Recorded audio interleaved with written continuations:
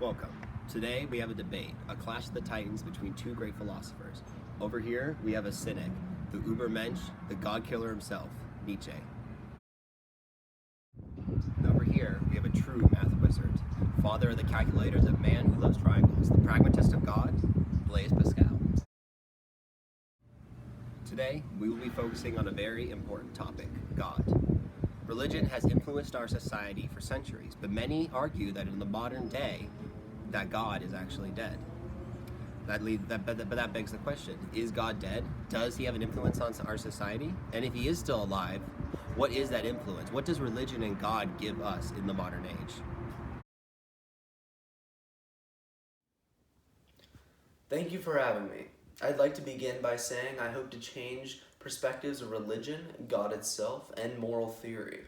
My critique is very wide-ranging. I aim to undermine not just religious faith or philosophical moral theory, but also many central aspects of ordinary moral consciousness, some of which are difficult to imagine without altruistic concern, guilt of wrongdoing, moral responsibility, the value of compassion, the demand for equal consideration of persons, and so on. Ultimately, I criticize traditional moral commitments together with their foundations in Christianity. I believe in God because in doing so, I ensure my entrance into heaven, if the God does exist. And if he doesn't, simply nothing will happen. This is why I believe that God will never die. His existence, more specifically the ramifications of believing in his actual existence, are what drive the idea of him forward. Man cannot simply dismiss the idea of God if they cannot without a doubt say that he has no effect on this life or the next. This combination of fear and faith is the legacy of the God we will always know. God is dead, and we have killed him. The concept of God within society is ultimately useless and serves no purpose in our society. We must live in the here and now and not waste our limited resources on something better than. The world is a harsh place, and sooner or later, we need to come to the reality with this situation. And the sooner we come to this reality, we die. That is the ultimate goal. As one of my most renowned comments, insanity in individuals is something rare, but in groups, parties, nations, and epochs, it is the rule. This holds water in this debate, because we as a society have grown ignorant to the facts of life. God is useless for us. Everything is useless, and life is furthermore useless.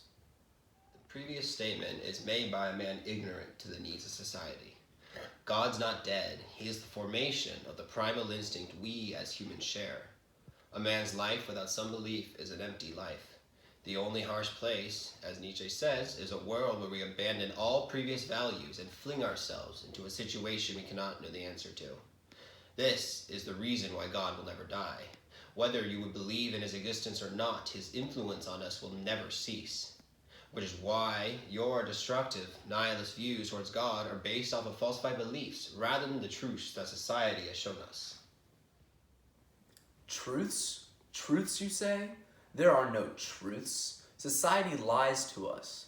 There are no facts, only interpretations. Once we accept this, we can truly progress as a society. Pascal believes in a collective, ignorant, positive mindset. I am real. I am right. I don't view God as an all-powerful being because there is no fact for this, only the interpretations of those before us. Pascal preaches a life of God worship for the off chance there is a God. Yet this optimistic point of view is detrimental for society as a whole. We must not continue to stand in the dark. We must be brought into the light. And I provide you the simple interpretation: God is dead, and I have killed him. Please, viewers, heed my words, for this is the last time I will offer you proper guidance. Choose to believe in something greater because it simply is the smarter choice. And don't forget what God has given us.